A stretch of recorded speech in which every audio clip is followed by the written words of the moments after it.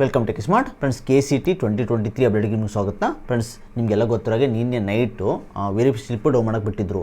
ಭಾಳ students down ಮಾಡ್ತಾ ಇದ್ದಾರೆ. ಕೆಲವೊಂದು ಸ್ಟೂಡೆಂಟ್ ಆಗಿದೆ, ಕೆಲವೊಂದು ಸ್ಟೂಡೆಂಟ್ ಆಗಿಲ್ಲ. ಏನು ಹೇಳಿ ಬರ್ತಾ ಇದ್ದಾರೆ, ರೂರಲ್ ಕೋಟಾ ಈ ಒಂದು ಡಾಕ್ಯುಮೆಂಟ್ ವೆರಿಫಿಕೇಷನ್ ಮಾಡಿಸಿದ್ರು ರೂರಲ್ ಕೋಟಾ ನೋ ಅಂತ ತೋರಿಸ್ತಾ ಇದೆ. ಆಮೇಲೆ ಇನ್ಕಮ್ಮು ಕರೆಕ್ಟಾಗಿ ತೋರಿಸ್ತಾ ಇಲ್ಲ. ಪ್ಲಸ್ಸು ಕನ್ನಡ ಮೀಡಿಯಮ್ ಸ್ವಲ್ಪ ತೋರಿಸ್ತಾ ಇಲ್ಲ. ಆಮೇಲೆ ಕೆಲವೊಂದು ಸ್ಟೂಡೆಂಟ್ಗೆ ಸ್ಪೆಷಲ್ ಕೋಟಾನು ತೋರಿಸ್ತಾ ಇಲ್ಲ. ಅವ್ರು ಒಂದು ಡಾಕ್ಯುಮೆಂಟ್ ವೆರಿಫಿಕೇಷನ್ ಮಾಡಿಸಿದ್ರು. ಸೊ ಅದಕ್ಕೋಸ್ಕರ ಆಮೇಲೆ ಕೆಲವೊಂದು ಸ್ಟೂಡೆಂಟ್ಸ್ಗೆ ವೆರಿಫೈ ಸ್ಲಿಪ್ಪೇ ಡೌನ್ ಆಗ್ತಾಯಿಲ್ಲ, ಎರರ್ ತೋರಿಸ್ತಾ ಇದೆ. ಓನ್ಲಿ ವೆರಿಫೈಡ್ ಸ್ಟೂಡೆಂಟ್ ಅಂತ ಬರ್ತಾ ಇದೆ ಫ್ರೆಂಡ್ಸ್. ಕೆಲವೊಂದು ಯಾಕಂದರೆ ಅದು computer generate software mistake. Don't worry, ಇದು ಫಿಕ್ಸ್ ಆಗುತ್ತೆ. ಯಾಕಂದರೆ ಒಬ್ಬರಿಗೆ ಬಂದರೆ ಹಂಗೆ ಎಲ್ಲರಿಗೂ ಭಾಳ ಜನಕ್ಕೆ ಬರ್ತಾ ಇದೆ. ನೋಡ್ಬೋದು, ಲಾಸ್ಟ್ ವಿಡಿಯೋ ಕಮೆಂಟಲ್ಲಿ ಭಾಳ ಸ್ಟೂಡೆಂಟ್ಸ್ಗೆ ಸೇಮ್ ಬರ್ತಾ ಇದೆ. ರೂರಲ್ ಕೋಟಾ ನೋ ಅಂತ ಬರ್ತಾ ಇದೆ.